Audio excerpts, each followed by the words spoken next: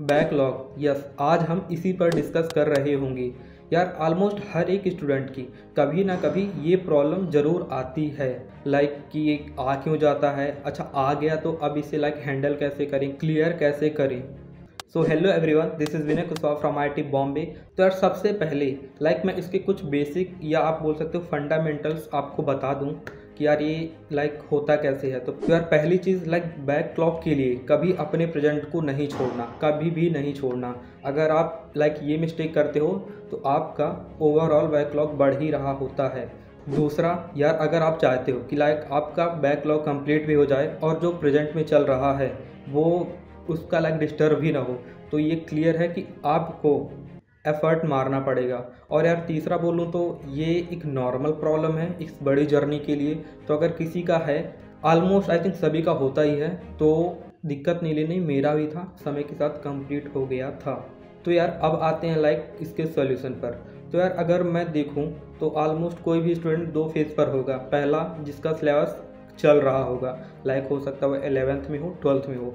और दूसरा जिनका सिलेबस कंप्लीट हो चुका है, कैन पॉसिबल उनका बैकलॉग होगा बट उनका जो रनिंग क्लासें हैं वो ख़त्म हो चुकी हैं। तो अगर हम उन स्टूडेंट की बात करें जिनका सिलेबस चल रहा है, लेट आप 12th पे हो और 11th का बैकलॉग बाकी है, तो यार वही फंडामेंटल पहला वाला आता है कि यार 11th के बैकलॉग के लिए 12th को एक भी सेक्रीफाइस नहीं करना। इनफैक्ट जो आप टाइम देना चाहिए एग्जैक्टली वही देना है। तो अब यार क्वेश्चन आएगा कि यार बैकलॉग कैसे कंप्लीट होगा।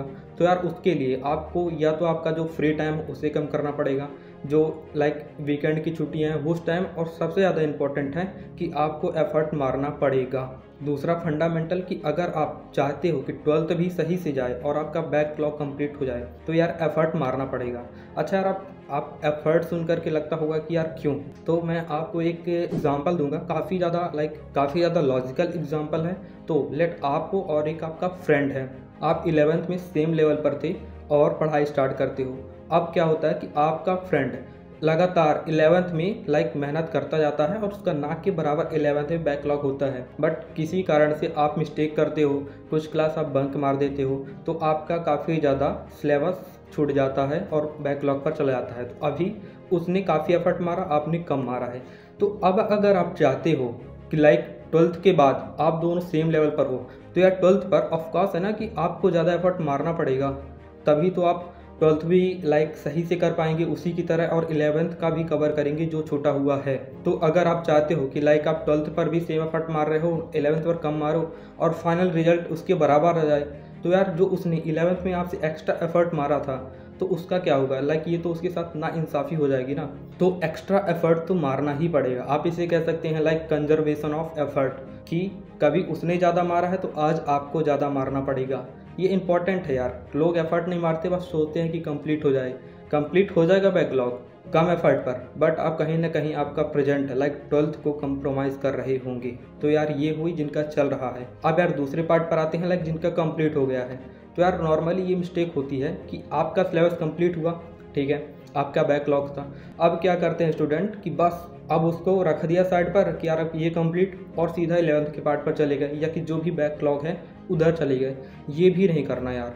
जो एक रिवीजन होता है ना वो 12th का चलता रहने चाहिए, और उसके बाद एक आप लाइक दो टाइम टेबल आपके होंगे, एक तो प्रेजेंट जो आप पूरा ओवरऑल चल रहा है रिवीजन वाला पार्ट, और दूसरा आपका एक बैकलॉग का अलग टाइम टेबल होना चाहिए। अगर आप पूरा का पूरा बैकलॉग पर चल जाएंगे तो कहीं ना कहीं आपका एक मोमेंटम ब्रेक होगा और आप वहाँ एक चैप्टर कंप्लीट कर रहे होगे, यहाँ पर ऑलमोस्ट 3 चैप्टर के बराबर सब भूल रहा होगा धीरे धीरे। तो कभी प्रेजेंट को नहीं छोड़ना, लाइक जो चल रहा है उस मोमेंटम को बनाए ही रखना है।